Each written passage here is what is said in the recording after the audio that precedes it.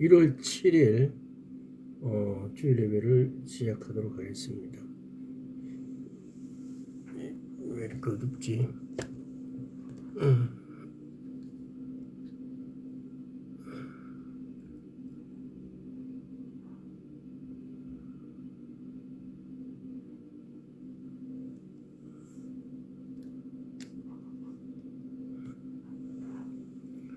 1월 7일 주일 예배를 시작하도록 하겠습니다. 기도하겠습니다. 성령님 임하여 주시옵소서. 성령님 임하여 주옵소서. 아버지 감사합니다. 아버지 감사합니다. 주님 오심이 심히 가깝다라고 우리가 알고는 있는 것 같은데 그 사실이 너무나 당연하고 그 사실이 곧 온다는 사실에 대해서는 때로는 멀어져 있는 것 같습니다. 주의 말씀이 우리에게 너무나 리얼하게 느껴질 수 있도록 아버지 우리 마음을 잡아주시옵시고 우리 생각을 이끌어 주옵소서.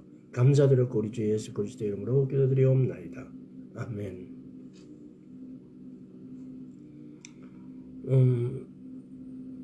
오늘도 하나님의 때에 대해서 하나님의 때는 첫째는 만물을 회복하실 때까지, 두 번째는 땅이 황폐해질 때까지를 다뤘습니다. 땅이 황폐해진다는 사실은 이스라엘에서 이사야서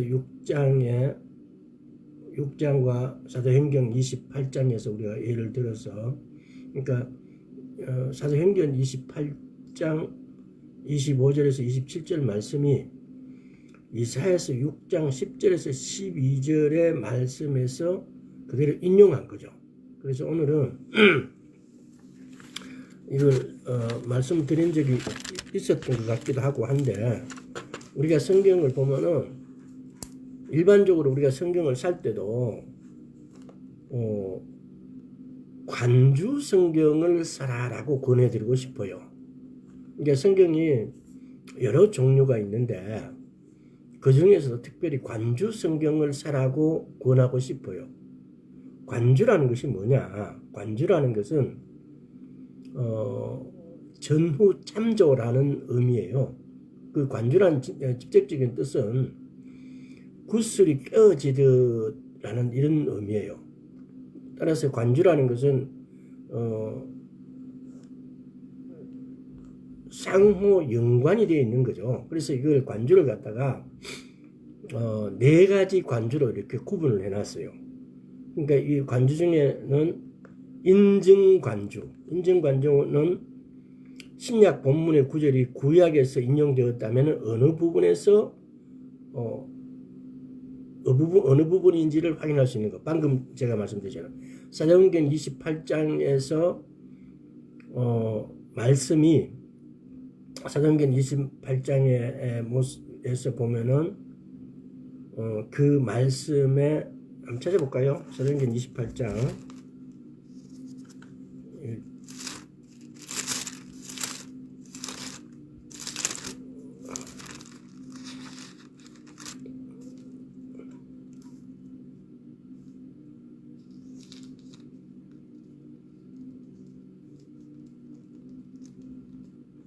보면 특별히 27절만 읽겠어요.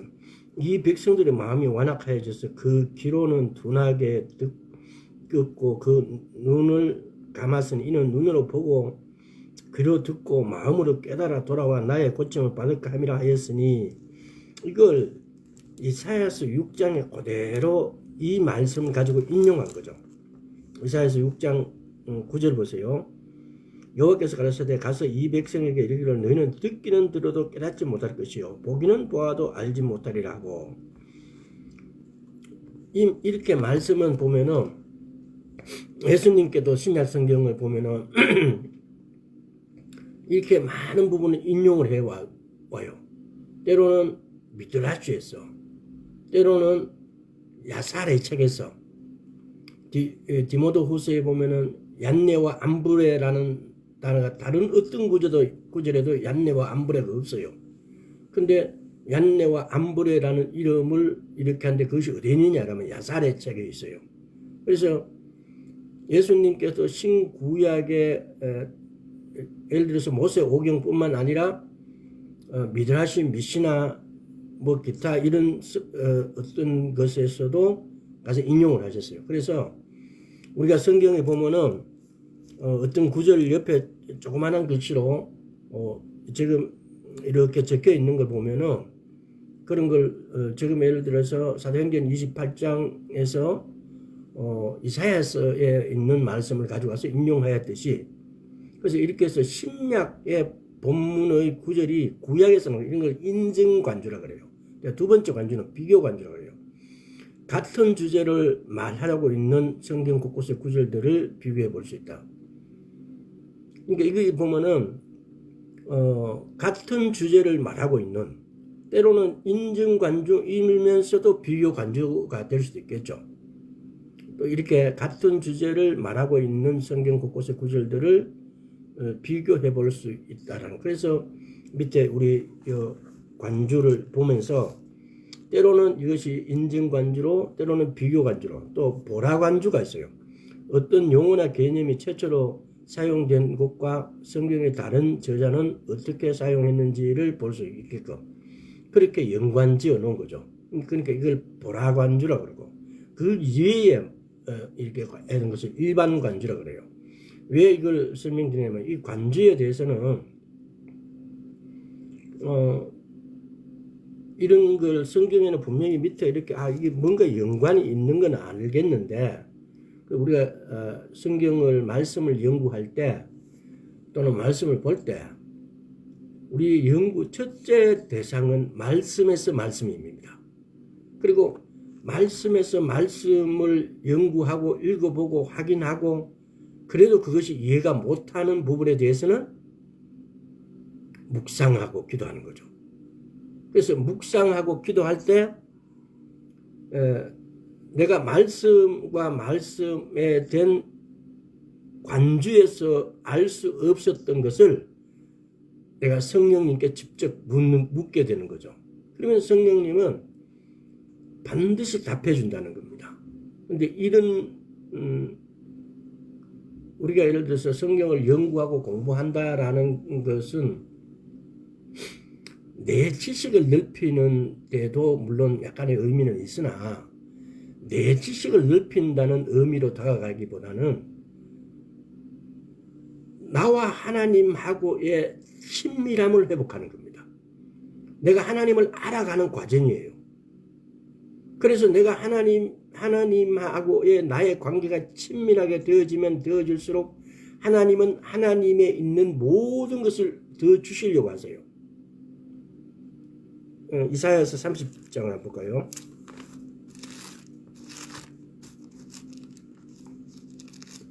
예, 30장 18절. 그러나 여호와께서 기다리시나니 이는 너희에게 은혜를 베풀려 하시며 일어나시리니 이는 너희를 긍휼히 여기려 하심이라. 대저 여호와는 공의의 하나님이시라 이심이라. 무릎 꿇을 기다리는 자는 복이 있도다. 여호와께서는 기다리시나니 이는 너희에게 은혜를 베풀려 하시고 일어나시리니 이는 너희에게 긍휼을 베풀려 하신다. 근데 여호와께서 우리를 기다리시고 우리를 긍휼히 여기려고 하시는데, 그래서 여호와를 기다리는 자는 복이 있다 그래요.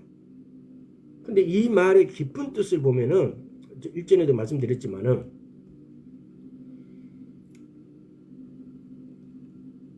아버지 하나님께서는 자기를 기다리는 자를 기다리세요. 이웃을, 다른 사람을 긍휼히 여기는 자를 긍휼히 여겨주세요. 이것이 하나님의 사랑이에요. 우리가 기다리고 긍휼히 여겨지는 것은 사랑의 이 범주 안에 들어가는 거잖아요. 근데 하나님은 사랑이신데 하나님의 사랑은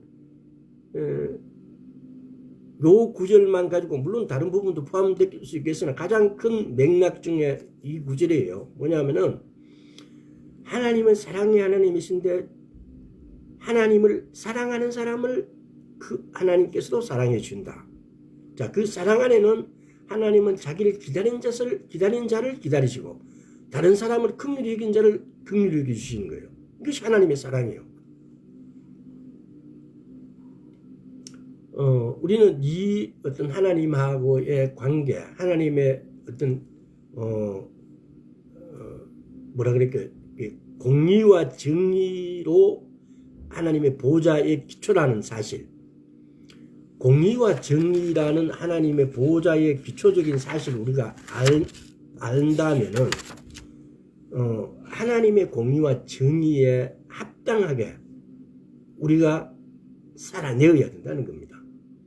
그래서 이 공의와 정의는 꼭 정치적인 이념에만 포함되는 게 아니고 하나님의 통치, 하나님의 다스림에는 이 보호자의 기초가 시편 89편에 보면은 공의와 정의가 하나님의 보호자의 기초라 그래요.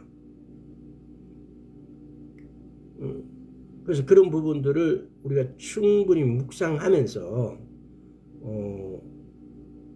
하나님의 때, 지금 두 번째 하나님의 땅에 황폐해질 때까지는, 땅이 지난 시간에 말씀드렸지만은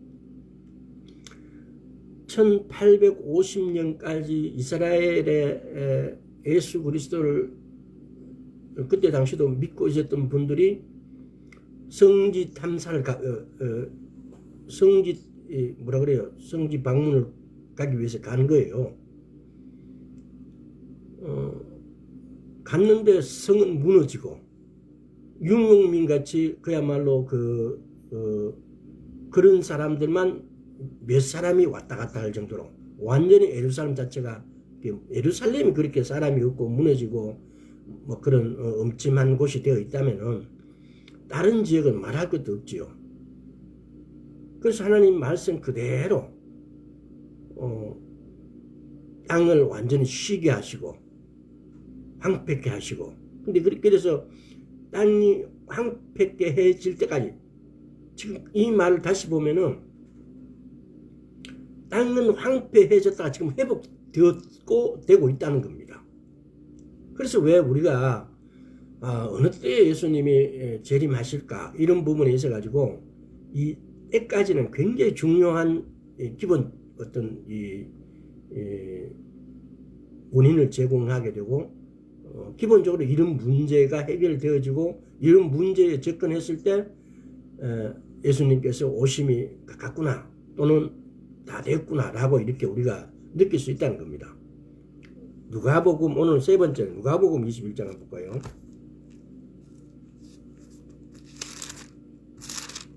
누가복음 21장 24절.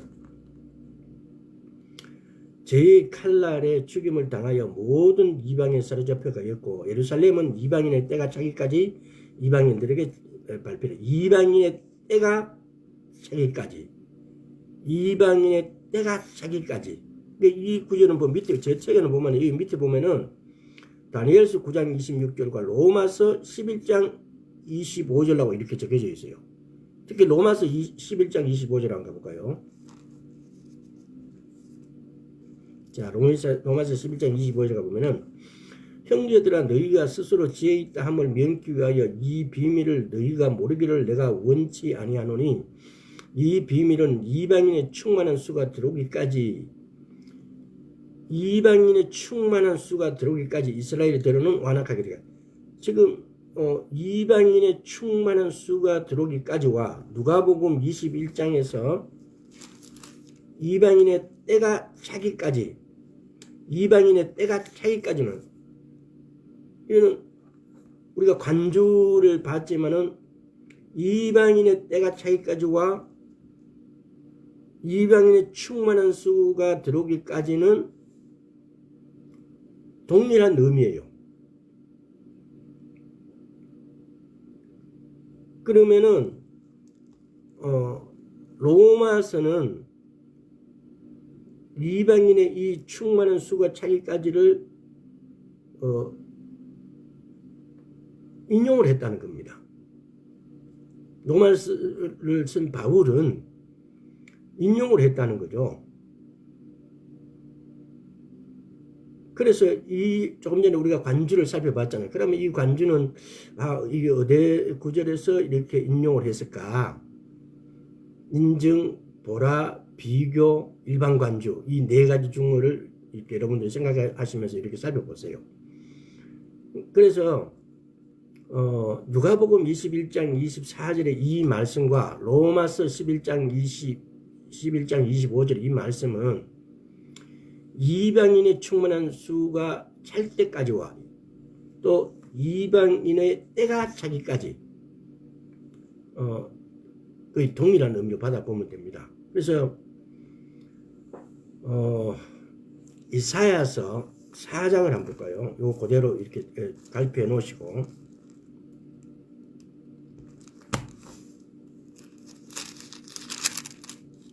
이사야서 4장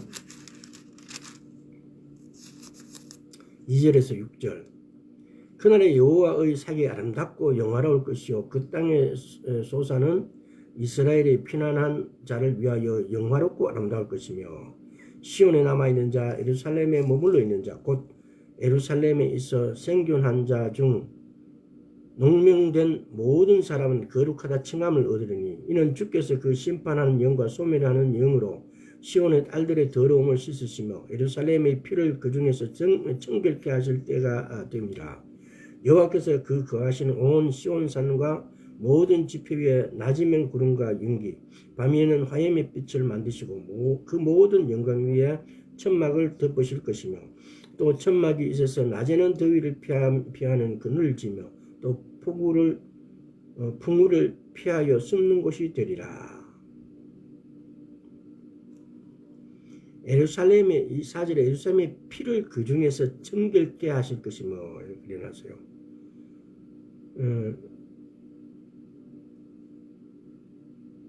예루살렘을 회복한다는 의미예요.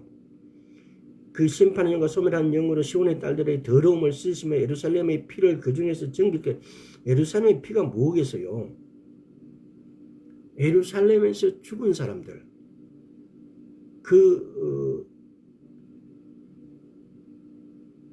그러니까 이스라엘 사람들이 전쟁으로 기타 또는 막 이렇게 살해한 어떤 이런 모든 피 여호와께서 그 거하시는 온 시온산과 모든 지표 위에 낮이면 구름과 연기 밤이면 화염의 빛을 만드시고 그 모든 영광 위에 천막을 덮으실 것이며 또 그 천막이 있어서 낮에는 더위를 피하는 그늘이 지으며 풍우를 피하게 하는 성경 이 천막 이렇게 뭐 우리는 후파가 생각나요. 후파. 이스라엘 사람들이 초막절에 후파를 짓고 그 후파라는 것은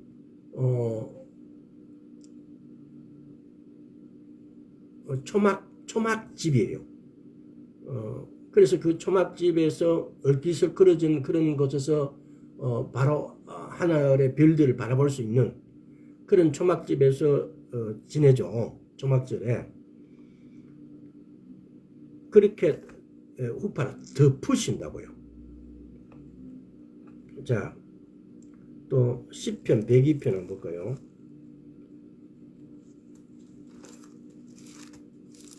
시편 102편을 다 읽어야 되는데 다 읽기는 뭐하고 13절부터 볼게요. 주께서 일어나서 시온을 긍휼히 여기시리니 지금은 그를 긍휼히 여기실 때라. 지금 여기서 우리는 이 때까지를 상황하고 이런 것, 이 구절들하고 연결시켜 보는 겁니다. 시온을 긍휼히 여기시는 때가 온다는 거예요. 그럼 언제? 땅이 회복되어지는 것도 주님께서 시온을 긍휼히 여기시는 거예요. 이 시온이라는 단어부터 우리가 알아야 돼요. 시온, 이스라엘에도 보면 보통 모든 단어들은 어근이 있어요. 근데 이 시온이라는 단어에 대해서는 어근이 없어요. 근데 이 시온이라는 단어는 하나님 나라에 있는 어떤 도시의 이름 또는 어떤 이름을 그냥 그대로 갖고 온 거래요. 14절은 주의 종들이 시온의 돌들을 즐거워하며 그 티끌도 연율이 여기나이다. 이게 열방이 여호와 이름을 경외하며 세계 열왕이 주의 영광을 경외하리니 대저 여호와께서 시온을 건설하시고 그 영광 중에 나타나셨습니다. 여호와께서 빈궁한 자의 기도를 돌아보시며 저희 기도를 멸시치 아니하셨도다. 이 일이 장래 세대를 위하여 기록되리니 창조함을 받은 백성이 여호와를 찬송하리로다. 지금 여기서 보면은요, 이 장래 세대라는 구절도 다른 성경에 보면은 마지막 세대로 이렇게 표현되어 있어요. 이 마지막 세대는 보면은, 그럼 이 장래 세대, 마지막 세대는 어떤 세대냐? 1967년 예루살렘이 회복이 된 것을 본 세대. 이 세대를 지금 이걸 이러면은 너무 의역을 너무 확대 의역한 거 아니냐라고 할 수 있는데, 여러 다른 성경에서 이 구절들을 해석해 나는 걸 보면은 그런 의미가 더 진하게 포함되어 있다는 거죠. 장래 세는 마지막 세대고, 이 마지막 세는 1967년 예루살렘이 회복된 것을 본 세대. 그러면은 쉽게 말하면은 1967년에 예루살렘 회복을 본 세대가 아직 살아 있습니다. 물론 죽은 사람도 있죠. 근데 그러면은 제가 1961년생이니까 67년 적어도 이후에 또는 67년 이전에 태어난 세대가 마지막 세대라는 겁니다. 그래서 제가 언제 일전에 이런 적이 한 적이 말씀 전하면서 한 적은 있는지 모르겠지만은요, 제 개인적인 생각에는 마태, 마가, 누가복음, 계시록 등에서 한일회라는 개념은 이스라엘이 회복되고 난 다음에 한일회가, 그러면 1948년에 이스라엘이 독립됐습니다. 그래서 1948년에도 한일회라면 70년이라는 개념을 이렇게 포함시키면은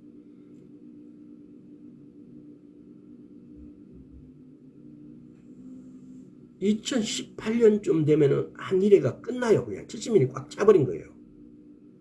그래서 우리는 마태복음 24장, 마가복음 13장, 누가복음 21장의 종말장에서 예수님이 이스라엘이 회복되면 한일회 안에 오신다라는 이 개념이, 그러면 이게 좀 뭔가 이상하네. 하는데, 그래서 제가 몇 번 말씀드렸잖아요. 한 나라가 수도가 회복되지 않으면 그 나라가 회복된 것이 아니라고요.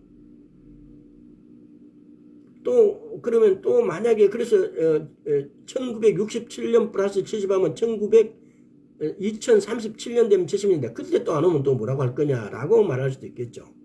그러면은 이스라엘 땅이 완전 고토로 회복되었을 때를 말하느냐? 고토가 완전히 회복된다는 것은 솔로몬 시대 때 하나님께서 이스라엘에 준 땅이 유브라테스 강에서 애굽 강까지예요. 그러면 지금의 유프라테스 같으면은 지금의 이란, 이라크, 시리아, 레바논, 요르단, 사우디아라비아 뿐만 아니라 이집트 강까지, 그렇다면 지금 시나이 반도까지 다 포함되어 있어요. 근데 그 땅이 회복되는 걸 말하냐? 근데 그래서 우리가 다른 성경의 구절들을 이렇게 관주를 통해 가지고 연결시켜 보면은 이거는 이때까지를 말하고 이거는 이럴 때에 일어날 것이다 라는 걸 얼핏 짐작할 수 있고 볼 수 있어요. 그래서 우리가 관주에 적힌 관주 성경을 읽는 것이 가장 중요하고, 또 그 관주를 서로 상관해서 해석해보고 읽어봄으로 인해 가지고 성경에 이렇게 마치 그걸 맞추듯이 뭐라 그러죠? 우리 이 종이 이렇게 막 이렇게 넣고 종이판에 그림을 맞추듯이 이렇게 맞춰가는 거예요. 그래서 우리는 말씀을 통해서 알 수가 있어요. 그래서 또 그러잖아요. 말씀을 통해서 그 알 수 없는 이런 부분들에 대해서는 기도가 묵상할 때 왜 하나님께서는 그런 숙제를 남겨놓았을까요? 하나님은 하나님의 나라를 만드실 때 하나님의 손으로, 물론 하시는 것도 있지만 우리 손을 빌어서 하시길 원해요. 하나님은 아까 이사야서 3장에서 하나님은 자기를 기다리는 자를 기다리시고 긍휼히 여긴 자를 긍휼히 여겨주신 이 하나님은 이스라엘을 택하시고 이스라엘을 통해서 복음을 전파시키시고 이스라엘을 통해서 하나님 나라를 확장하기를 원하세요. 하나님 나라를 세우기를 원하세요. 하나님이 하시되 우리를 사용하시는 거예요. 우리 손을 빌어서 하는 거예요. 왜 그렇게 하실까요? 우리에게 상 주기 위해서. 하나님이 모든 것을 하세요. 근데 사랑이라는 것은 서로 친밀함도 있지만 우정도 있고 거기에는 여러 가지 커맨드도 있어요. 하나님의 명령을 우리가 얼마만큼 잘 순종하는가, 이런 교통함이 우리하고의 하나님하고의 교통함을 통해서 하나님이 회복하시고 싶어 하시고 관계를 가지고 싶어 하는 그 사랑이 우리를 통해서, 그리고 난 다음에 우리에게 상 주시기 위해서, 우리가 마치 돌대의 요때 아이인데 뭐 하나 조금 가져오라 그러면 걔네가 그 심부름을 해서 가져오면은 엄청나게 대단한 일을 한 것처럼 우리는 막 박수치고 좋아하잖아요. 하나님은 그보다 더 하시지 않을까? 우리 미개하고 욕심으로 이렇게 범벅이 되어 있는 우리를 예수님의 보혈로 피로 다 씻어주시고, 우리가 조금 한 걸, 그걸 가지고 막 우리가 돌지난 돌대 아이를 기뻐하듯이 하나님은 그걸 기뻐해 주시는 것이 아닌가 싶어요. 그래서 이 장래 세대라는 시편 102편의 장래 세대라는 것은 마지막 세대를 이야기한다. 그 마지막 세대는 1967년에 예루살렘이 회복된 거, 이 세대가 마지막 세대가 아닌가라고 생각한다는 겁니다. 성경의 다른 구절들을 이렇게 관주를 통해서 연결해 보면은요. 자, 또 21절 다 읽어보겠습니다. 여호와의 이름을 시온에서 그 영예를 예루살렘에서 선포케 하려 하심이라. 때의 민족들과 나라들이 모여 여호와를 섬기리로다. 그 다음에 또 26절입니다. 천지는 없어지려니와 주는 영존하시겠고 그것들은 다 옷같이 낡으려니 어복같이 바꾸시면 바꾸려니와 주는 여상하시고 주의 연대는 무궁하리라. 주의 종들의 자손이 항상 있고 그 후손이 주 앞에 굳게 서리다 하였도다. 시편 102편은 예루살렘의 회복을 갈망하는 시편의 내용이에요. 근데 이 갈망하면서 이 시편의 내용이 이방인의 때가 차기까지, 로마서 25장에서 이방인의 충만한 수가 이방인의 수가 충만할 때까지, 이방인의 수가 차기까지와 이방인의 수가 충만할 때까지는 거의 동요입니다. 그래서 그럴 때에, 이 하나님의 때에 이방인의 수가 충만했다는 이 말은 복음을 듣고 돌아오는 이방인의 수가 하나님의 만족할 만한 수에 도달했을 때, 이 첫째 의미는 그런 거. 두 번째 의미는 이방인들이 죄악이 관영할 때로. 창세기 15장 한번 볼까요? 창세기 15장 16절. 내 자손은 4대 만에 이 땅으로 돌아오리니 이는 아모리 족속의 죄악이 아직 관영치 아니함이라 하시더라.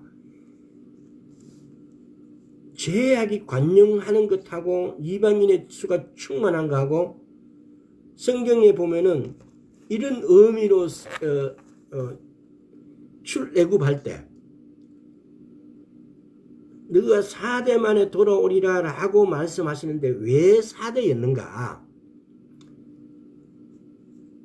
근데 그 4대 만에 돌아오는 이유 중에 하나가 뭐냐면은 아모리 족속의 죄악이 아직 관영치 아니함이라. 죄악이 아직 충만해 있지 않았다는 그 이야기입니다. 이 하나님의 이렇게 통치하는 방법이에요. 하나님이 이스라엘을 회복할 때도 이스라엘이 레위기 26편을 잠시 한번 가보겠습니다.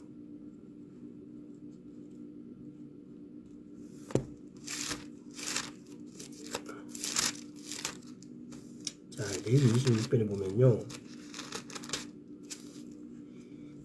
다 읽을 수가 시간이 그러니까 18절 너희가 그렇게도 되어도 내게 청종치 아니하면 너희 죄로 인하여 내가 너희를 7배나 징치할지라. 또 21절 너희가 나를 것을 내게 청종치 않을지도 내가 너희 죄대로 너희에게 7배나 더 재앙을 낼 것이라. 24절 나 곧 나도 너희에게 대항하여 너희 죄로 인하여 너희를 7배나 더 질지라. 그 다음에 27절 이같이 될지라도 내게 청종치 아니하고 내게 대항할진대 내가 진노로 너희에게 대항하되 너희 죄를 인하여 7배나 더 징치할지니라. 이 죄가 차고 하나님께서 7배 네 번째 7배 너희를 디아스포라 시키겠다 이렇게 말씀하셨어요. 그러니까 이게 이방인의 충만한 수가 찰 때를 우리가 해석을 할 때 이방인 수가 그냥 1차적으로 복음을 듣고 이방인이 예수 그리스도를 믿는 사람이 많아질 때가 첫째의 어떤 이 해석의 의미고, 두 번째는 이방인의 죄가 관영할 때입니다. 이 이스라엘이 창세기 15장에서 죄가 충만할 때, 창세기 15장을 다시 한번 가서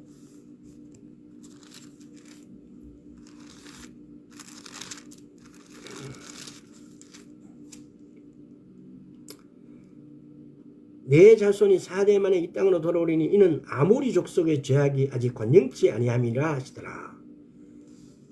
이 아모리 족속의 죄가 관영하는 거하고 이방인의 죄가 충만하고 이방인의 죄가 죄악이 관영하는 거하고 하나님께서 처리 통치하는 방법이 이렇게 연결되어 있다는 겁니다. 그래서 이 부분도 묵상을 통해서 한 번 더 이렇게 묵상해 보십시오. 그리고 세 번째는 성령이 교회에 충만해질 때, 그러니까 이방인의 수가 충만할 때를 이렇게 세 가지로 해석합니다. 그러니까 첫 번째, 두 번째, 세 번째 이렇게 했는데 첫 번째에 해석하시는 분도 많고 두 번째는 근래에 와서 이 구절을 이렇게 두 번째 해석을 합니다. 그래서 두 번째 해석이 더 성경하고 아주 밀접하게 있어요. 물론 그렇다고 해서 성경에 우리가 구절을 이렇게 관절을 보면서도 성경이 또 의미하는 바가 어떤 단어나 어떤 구절이 한 가지의 뜻으로만 의미하지 않습니다. 참 이게 하나님의 신비예요. 왜 그러냐면은 우리가 사람이 쓴 책 중에서 뭐 삼국육사, 삼국지 뭐 이런 삼국육사니 뭐 이런 걸 우리 역사서적 비슷하게 이렇게 한 것도 보면은 그것이 이중 삼중으로 그 의미를 뜻하지는 않아요. 그 인간이 쓴 거고. 근데 이 성경은 이 당시 세대도 이것이 이렇게 이해됐고 또 후 세대에도 이것이 이렇게 이게 이해가 되고 충분히 그러면서도 이 말씀의 진리라는 것이 영원히 살아있는 것 같아요.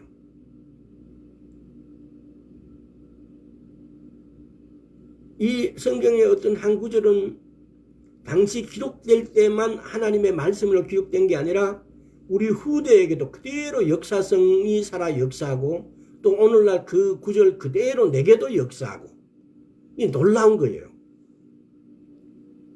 그래서 우리가 성경을 읽을 때 과거의 이 믿음의 선조들이 히브리인들 뿐만 아니라 이 성경을 읽었던 모든 우리의 선조들에게도 역사했고 또 오늘날 나에게도 역사하고 또 오늘 아직 이 땅에 태어나지도 않는 우리의 후손에게도 또 이 말씀이 그대로 역사한다는 사실입니다. 이게 진리예요. 그래서 진리 에무트라는 말은 알레프와 mem과 타브라는 이 단어는 히브리어 단어 처음과 중간과 끝이에요. 그러니까 이게 변함이 없는 거죠. 우리가 수평선을 걷는다, 평행선이라는 이 개념, 진리라는 개념은 처음과 중간과 끝이 변화가 없는 거예요. 동일한 걸 말해요. 우리가 모든 어떤 단어나 모든 어떤 정치적 행위나 뭐 이런 것들도 보면은 시대성과 역사성을 가지고 있어요. 그 시대에는 그 말이 맞았는데, 그래서 그 시대 때는 그 역사적으로 그 역사성에 대해서 올바르게 판단을 받았는데, 세월이 지나면서 그 시대에 맞았던 오늘날의 그 어떤 여러 가지의 행동이나 어떤 그 말이 갖고 있는 의미는 오늘날에도 그것이 정당화될 수 있는가 없는가, 이 시대성과 역사성을 갖고 있다는 겁니다. 다르다는 겁니다. 그러나 이 말씀의 진리는 동일하게 시대가 반복되고 시대가 지나고 역사가 지나가도 그게 오늘날에도 진리로 우리에게 인식되어진다는 겁니다. 그래서 이것이 성경하고 일반 글들하고 다른 차이, 너무나 선명한 거예요. 그래서 우리는 이 말씀을 통해서 하나님이 통치하시는 방법이 이방인의 수가 충만할 때까지와 아모리 족속의 죄가 관영하는 것하고의 차이. 그러니까 우리가 이방인의 충만한 수가 될 때 첫 번째 방법은 복음을 듣고 돌아오는 것은 아주 단순한 1차적인 판단이고, 죄가 관영할 때까지라는 이 말은 성경에 하나님이 다스리는 통치의 원칙의 원리에 의한 방법이에요. 그래서 이 둘째 방법을 제가 처음 들었을 때는 약 10한 몇 년 전이었던 것 같아요. 그 전까지는 이런 해석이 참 없었어요. 근데 이런 사실들을 책을 통해서 아마 제가 들었던 것, 이렇게 알았던 것 같은데, 그랬을 때 성경의 해석을 완전히 달리하는 방법을 내가 마치 어떤 부분을 이렇게 본 것 같은, 차원이 다른 어떤 부분, 하여튼 그렇게 느꼈던 것 같았어요. 자, 다음에 다섯 번째로 그러죠. 그러니까 이방인의 때가 차는 것과 이방인의 수가 충만할 때까지는 똑같은 내용이에요. 그 다음에 마태복음 23장 한번 보겠습니다.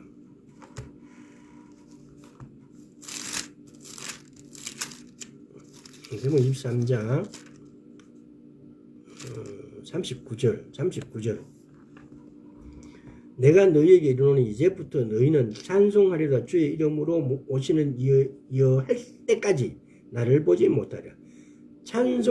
찬송하리로다 주의 이름으로 오시는 이어 할 때까지. 이걸 히브리어로 보면 바루카바 베셈 아도나이라 그러죠. 찬송하리다 주의 이름으로 오시는 이어라는 말이 히브리어로 바루카바 바셈 아도나. 이 구절들은 들어보셨을 겁니다. 많이들 읊조리고 있고 선포를 하고 있으니까요. 근데 이 말은 찬송하리로다 주의 이름으로 오시니여라는 이것은 이 용어는 대관식 때 부르는 찬가라고 합니다. 왕의 임명, 아버지 왕이 아들 왕에게 대권을 물려줄 때 이런 대관식에 쓰이는 그런 찬가라고 합니다. 모든 이스라엘이 회개하여 예수님을 메시아로 인정하고 바르카와 바셈 아도나이라고 외칠 때 그때 예수님께서 오실 것이다 라는 거죠. 자, 스가랴서 한번 보겠습니다. 스가랴서 12장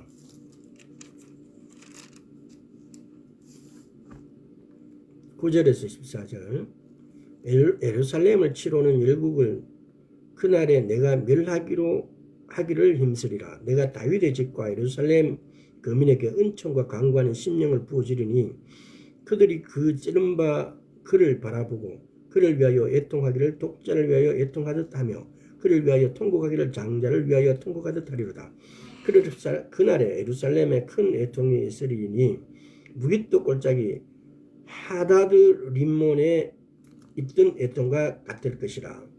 온 땅 각 족속이 따로 애통하되 다윗의 자손이 따로 하고 그 아내들이 따로 하며 나단의 족속이 따로 하고 그 아내들이 따로 하며 레위의 족속이 따라하고 그 아내들이 따라하며 시므이 족속이 따라하고 그 아내들이 따라하며 모든 남은 족속도 각기 따라하고 그 아내들이 따라하리로다.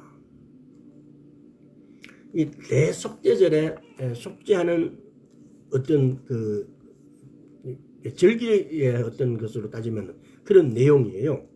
그런 내용인데 여기서 우리가 한번 살펴봐야 되는 것은 11절에 그날에 예루살렘에 큰 애통이 있으니 무기또 골짜기 하다드 림몬에 있던 애통 같은 거. 하다드 림몬이 뭐냐라면 하다드라는 말은 아카드어로 폭풍의 신이라는 뜻이에요. 하다드 림몬은 뭐냐? 그 신의 이름이에요. 그래서 무기또 지역에 있는 성읍 이름을 말하기도 해요. 하다드 림몬이란 말이. 그러니까 이게 하다드 림몬은 림몬이라는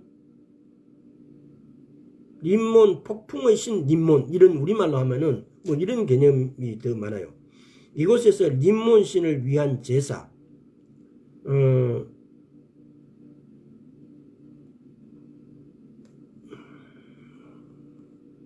림몬을 위해 우는 애통의식과 그러니까 림몬이라는 신을 위해서 애통하며 우는 거. 이스라엘의 어떤 거 보면 우리 제사 지낼 때 우리 옛날에 보면 곡을 하잖아요. 그 성경에 또 어떤 구절이 있죠. 돈 주고 사갖고 상주를 사갖고 울게 하는 곡하게 하는. 그러니까 우리 문화하고 이런 부분은 상당히 비슷해요. 그래서 하다드 림몬은 폭풍의 신 림몬이라는 어떤 폭풍의 신을 여기서 보면 같이 애통할 때 이렇게 애통할 것 같아요. 예루살렘에 어떨 때 하나님께서 애통과 은총과 강구의 심령을 부어 주시면 다윗의 집과 예루살렘 거민에게 그들이 그 찌른바 그를 바라보고 그래요. 그 찌른바 그를 바라보고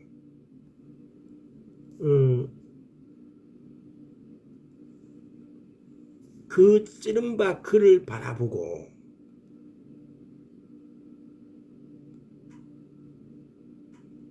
이때 이스라엘 사람들은 이제 그래서 애통한다는 거예요. 왜? 그들의 메시아를 그들의 손으로 죽였으니까. 그랬을 때 이것을 이스라엘 사람들이 깨닫게 되었을 때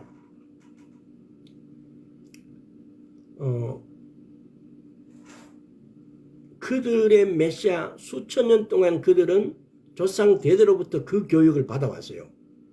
메시아에 대한 교육. 메시아가 오셔가지고 우리를 구해줄 것이다. 왜?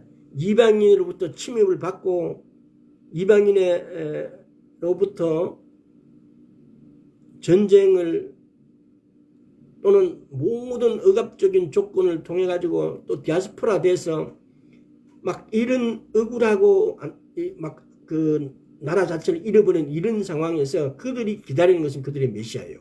그들이 메시아가 오면은 성경하고 약간 다른 내용이지만 메시아 히브리인들은 그 메시아가 그 적들을 다 접수할 것이다.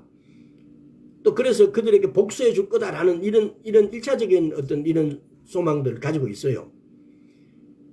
예수님은 오셔갖고 서로 사랑하라는 이런 아주 그 성경적인 이 말씀보다는 그들은 신약을 지금 믿고 있지 않지 않습니까? 그들이 믿는 모세 우경과 네비임 케투빔 정도. 그냥 그것도 성경이라고는 물론 뭐 이렇게 모세 우경하고 약간 차이가 있겠죠. 그들이 예를 들어서 미드라시나 미시나에 대한 것을 랍비의 말도 예를 들어서 그들의 랍비들이 교육하는 방법 구전율법 우리가 흔히들 말하는 구전율법 미드라시나 미시나나 기타 뭐 이런 탈무드 기타 등 이런 것도 동일한 하나님의 말씀과 동일하다라고 가리키고 있고 그것을 믿고 있지만은 그러나 하나님의 말씀 모세 오경과 또 그런 영향에 의해서 예수님이 이 사도에게 주신 이 신약 성경은 인정하고 있지 않아요. 그리고 잘 보지도 않아요. 근데 오늘날 많은 사람들이 심지어는 예수님께서 직접 나타나셔가지고 신약 성경을 가르쳐 주세요. 알게 해주세요. 그래서 그들의 눈이 이렇게 아까 전에 그 이사야서 6장과 사도행전 28장에서 보기는 봐도 듣기는 들어도 알지 못하는 것.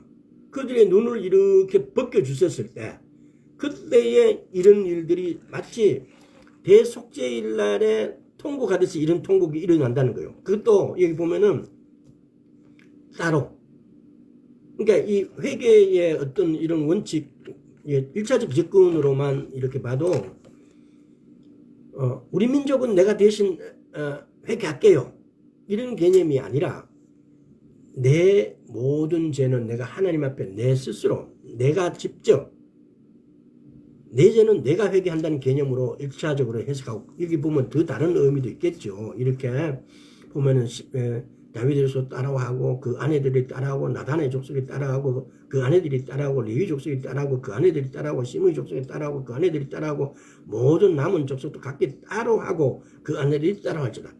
이게 따로 한다는데 의미는 왜 따로를 이렇게 무한반복으로 하셨을까? 1차적으로 저희한테 오는 느낌은 자기 죄는 다른 사람이 대신할 수 없다는 겁니다. 다음에 이 구절을 묵상하고 더 깊은 내용을 주시면 또 그때 이야기하도록 하겠습니다. 자, 마태복음 또 24장만 가보겠습니다. 마태복음 24장 14절에서 15절. 여기 보면 14절은 마태복음 24장 14절에서 15절. 이거 아닌데.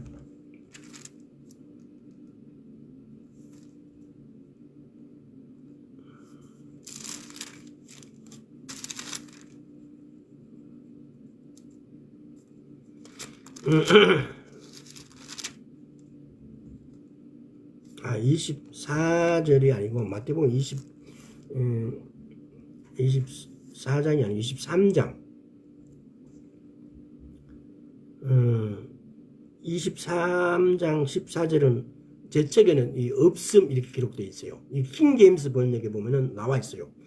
킹제임스 번역에 보면 뭐라고 나와 있냐라면은 위선자인 서기관들과 바리새인들아 너희에게 화 있으리라. 이는 너희들이 과부들의 집을 삼키며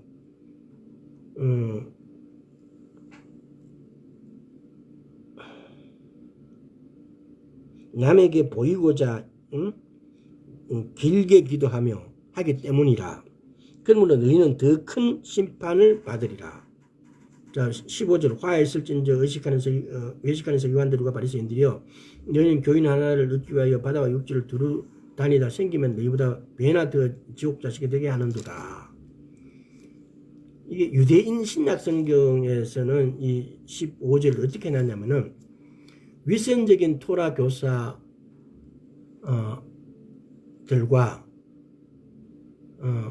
푸르심, 그러니까 바리새인이 너희에게 화가 있다. 너희는 개종자 하나를 만들려고 땅과 바다를 두루 다시 다니다가 성공하면 그를 너희보다 2배나 더 개이신 놈 지옥에 맞도록 악하게 만들어 버린다. 요 구절은 유대인 신약 성경에서 나온 글을 지금 우리 성경을 보면은요 시간이 있고 여유가 있으면은 우리가 일반적으로 보통 개역 개정이라든가 개역 한글이라든가 이런 성격이 교회의 주 이렇게 표본 성경이죠. 그 많이 활용하죠. 근데 보면은 킹 제임스 번역은 조금 차원이 틀려요. 근데 또 오늘날 조금 전에 제가 이야기했던 것처럼 이스라엘 사람 유대인 신약 성경이라고 이게 브레드 TV 출판사에서 아마 이거 번역해서 제가 한권을 구입했어요. 근데 여기에서 보면은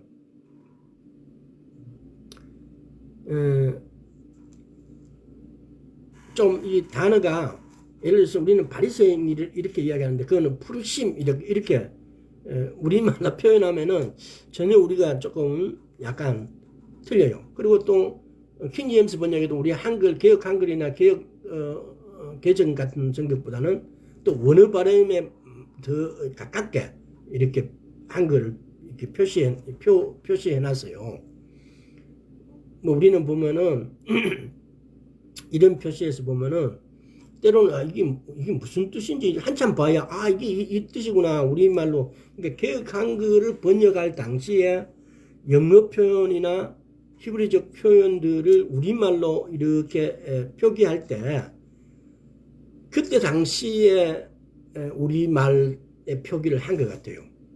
오늘날 우리 한글 같은 경우도 주시경 선생님의 한글 이렇게 막 이런 표준어가 몇 번 바뀌었어요. 표준어를 정하는 이런 기준이 몇 번 바뀌었어요. 그리고 한글날이 제정되고 또 한글날 제정 난 다음에 표준어의 개념, 뭐 서울 사람은 뭐 이런 사람이 쓰는 어떤 이런 거를 표준어로 한다 이런 개념들이 이렇게 바뀌었어요. 그런데 성경이 번역할 때는 이 표준어 개념이 바뀌기 전에 번역됐고 그런 것들이 있다 보니까 또 오늘날 같이 영어 표현이 우리에게 이렇게 대중적으로 많이 쓰여지고 활용되기 전이라서 그런 표현들이 때로는 그렇게 되었을 수도 있습니다. 제대로 우리 한글 개역 한글이나 개역 개정의 성경에 보면은 우리가 때로는 잘 이해를 못하는 어떤 그런 구절로 이렇게 기록된 게 많습니다. 그래서 우리가 성경을 연구하고 공부할 때 관주에 대해서도 좀 깊이 한번 생각해 보시고, 그리고 오늘의 주제인 때까지 하나님의 때, 이방인의 수가 충만할 때 이방인의 때가 차기까지 이방인의 때가 차기까지 이방인의 때가 차는 것은 이방인의 수가 충만한 것과 거의 동의합니다. 또 찬송하리다 주의 이름으로 오시니여 할 때까지. 그럼 오늘 이런 일들이 이스라엘에서 벌어지고 있느냐에 대한 문제입니다. 그래서 이런 일들이 특별히 찬송하리로다 주의 이름으로 오시니여 할 때까지가 지금 이스라엘에서 많이 선포되고 있대요. 그동안 유대교에 이렇게 붙잡혀 있던 사람이 어느 날 예수님이 직접 나타나셔가지고 내가 너그 메시아다라고 말씀하시면서 이 사람들이 그렇게 증오하고 그렇게 유대교 이외의 이방 종교들 그동안 수천 년 동안 억압당하고 당했던 그 어떤 사슬이 한꺼번에 무너지는 거예요. 그러면서 바루카바 바셈 아도나이라고 찬송하리로다 주의 이름으로 오신 이여까지 이렇게 선포하고 있어요. 이것도 한두 사람이 이렇게 선포하는 게 아니에요. 여러 사람이 완고했던 사람들 중에서도 특별히 예수님이 직접 나타나서 전도를 하시는 거예요. 그러니까 이런 감정, 이런 사실들을 이렇게 보면은 지금 이 말씀이 성취되고 있고 성취되고 있다는 거예요. 그런데 이 하나님의 때까지는 이방인의 수가 충만한 것도 조금 전에 말씀드렸지만은 그냥 복음을 예수 그리스도를 믿는 이방인의 수가 하나님께서 만족할 만큼의 숫자만 찬 것이 아니고 이방인의 죄악이 관영할 때까지. 우리 죄악이 지금 보십시오. 관영한 정도가 아니에요. 이슬람들, 그 이스라엘을 둘러싼 이슬람들 보십시오. 그 언젠가는 제가 이슬람에 대한 그 이름이 갑자기 그분의 생각이 안 나는데, 그분의 책을 한 6, 7권 되나 그 정도 그분이 그래서 그분이 이란에서 한 8년인가 7년을 사시다가 목교 활동하시면서 하시다가 나오신 분이에요.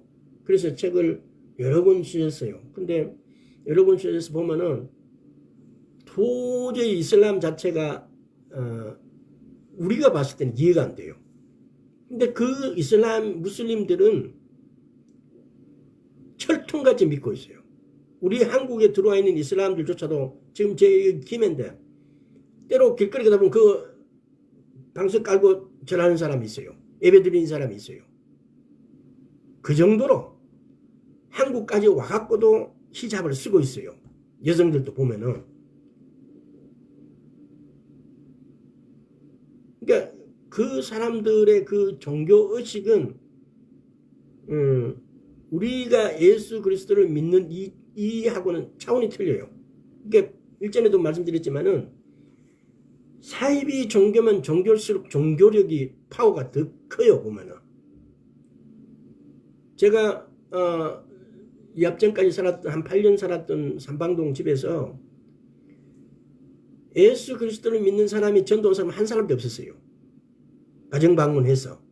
옛날에는 가정방문을 전도에 아주 많은 그 기회 요소로 활용을 했는데, 근데 어머니 교회, 여호와 증인 이런 데는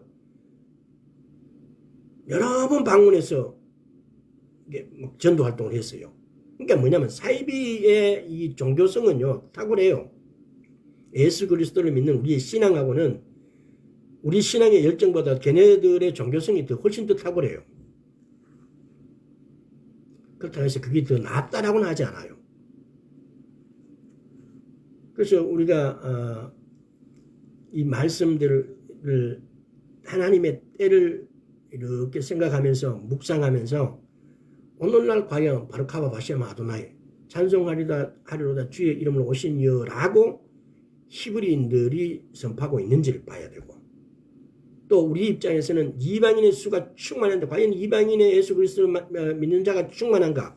오히려 떨어질 수도 있어요. 이따가. 그런데 이 두 번째, 우리 이방인의 죄악이 관영했는 부분. 오늘날 우리나라도 보면은요, 우리 젊은이들이 하나님이 제일 싫어하는 거, 동성애. 얼마 전에 대구에서 동성애 막 축제가 있었잖아요. 이 동성애를 아주 우습게 생각해요. 그리고 또 혼전 순결이라든가 이런 것 자체가 마치 유행처럼 없어져요. 그것이 혼전 순결하는 것이 마치 네가 못나서 그렇다는 식으로 수치심을 유발하게 하는 단어가 되어버릴 정도로 이 세상이 이렇게 바뀌었다는 겁니다. 근데 이런 것은 이 죄악이 관영하는 거예요. 그래서 레위기 26장을 다시 읽어보면은 처음부터 쭉 읽어보세요. 7배를 징치해요. 과연 오늘날 우리 이방인들의 죄가 관영하지 않았나? 이스라엘이 7배에서 디아스포라 시켜버렸어요. 하나님께서. 우리는 지금 보면은 이스라엘의 7배보다 더 큰 죄악을 짓고 있는데도 우리의 죄악은 잘 몰라요. 그런데 이방인의 수가 충만할 때까지라는 이 말씀에서 이방인의 죄가 창세기 15장에서처럼 이방인의 아모리 족속의 죄가 관영할 때까지 하나님의 충만할 때까지의 개념에는 이 죄가 관영할 때까지가 의미가 포함되어 있다는 사실을. 그래서 오늘날 우리 주변을 돌아보면은 멀리 다른 나라도 쳐다볼 것도 없이 과연 이것이 하나님의 예수님이 오실 때가 되지 않았냐라는 것을 레위기 26편하고 비교해 보면 충만하다는 겁니다.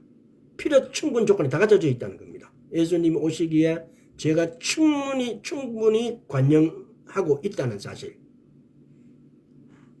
또 이스라엘 땅이 이거는 이미 이루어졌다고 나는 봐요. 1850년대 이스라엘 사람들이 막 혹가다 성전을 탐방하고 싶어서 갔는데 너무나 황폐해져 있었다는 거. 터키가 다스릴 당시 로마가 점령하기 전에 터키가 다스릴 당시 예루살렘을 이때의 예루살렘은 나무 한 뿌리가 없이 나무에 세금을 매겨버리니까 걔네들이 그러니까 나무를 전부 다 베버려요. 그러니까 황폐해지는 거예요. 그때부터 시작해갖고 1800 몇 년도 이스라엘 사람들이 한두 사람 막 이렇게 알리야 하기 전까지 그 예루살렘 땅 자체가 예루살렘이 황폐해지면 다른 땅은 말할 것도 없죠. 유목민이나 왔다 갔다 하는 그런 땅이죠. 그랬던 땅이었다는 거. 그러니까 이 지금 황폐했다는 황폐해질 때까지 땅은 이미 성취가 된 거예요. 그리고 이방인의 수가 충만했다는 이것도 지금 내가 봤을 때 성취가 거의 됐다라고 봐요. 또 지금 현재 찬송하려다 주의 이름으로 오시는 이여 할 때까지 이게 지금 이스라엘에서 이렇게 하고 있다는 거예요. 오늘날 우리 방송들이나 기독교 매체에 조사도 이 말을 하지 않아요. 그런데 브레드 TV 같은 데서 이렇게 한번 봐봐요. 이스라엘에서 기독교가 들어가고 집회 못해요. 야외 집회. 큰일 나요. 근데 오늘날 이 사람들이 저번에 제가 어떤 것을 보니까 800명이 한꺼번에 유대교에서 메시아닉으로 그러니까 예수 그리스도를 영접하게 되는 거예요. 그러니까 이런 일들이 막 발생해요. 꿈에서 또는 뭐 환상에서 예수 그리스도가 나타나셔가지고 내가 너희들이 말하는 메시아다라고 이렇게 말씀해 주고 있다는 거예요.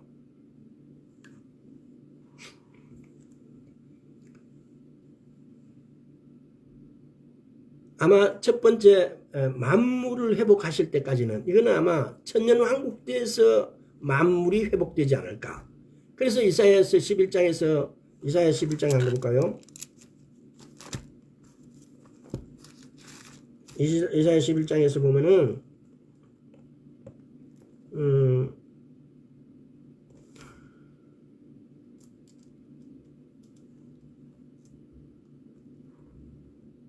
6절부터 그때 이리가 어린 양과 함께 거하며 표범이 어린 염소와 함께 누우며 송아지와 어린 사조와 살찐 짐승이 함께 있어 어린 아이에게 끌리며 암소와 고음이 함께 먹으며 그것들의 새끼가 함께 엎드리며 사자가 소처럼 풀을 먹을 것이며 젖먹는 아이가 독사의 구멍에서 장난하며 젖된 어린 아이가 독사의 굴에 손을 넣을 것이다. 이것이 하나님께서 만물을 회복할 때예요. 이 천연왕국 때를 말해요. 그래서 때까지지만은 이 만물을 회복하시는 문제는 예수님이 오시고 난 다음에 있을 일 같아요. 그래서 때까지 말씀을 충분히 묵상해 보시고 그래서 예수님 오심을 준비하시길 바랍니다. 예수님 오시기를 준비하지 않으면은 그 상황을 놓치게 되면은 그때 가서는 후회할 방법도 없습니다. 그래서 주님 오심에 대해서 더 경각심을 일으키고 주님 오심에 더 준비하시기를 소원합니다. 기도하겠습니다. 아버지 하나님 감사드립니다. 주 오심에 우리 생각을 일깨워 주시옵시고 우리의 모든 감각들을 깨워 주시옵소서. 아버지 하나님 우리가 말씀에 깨게 있게 하여 주시옵시고 기도에 깨어 있게 하여 주시옵시고 찬양에 깨어 있게 하여 주시옵소서. 주님 우리에게 깨어주는 것은 우리 스스로가 해야 된다고 말씀하셨습니다. 그러나 우리가 기도로 이렇게 말씀드리는 것은 우리의 생각과 마음이 하나님 앞에서 늘 깨어있기를 소원한 간절한 마음을 드리는 것이오니 주여 연락하여 주옵소서. 감사드리고 우리 주 예수 그리스도 이름으로 기도드리옵나이다. 아멘.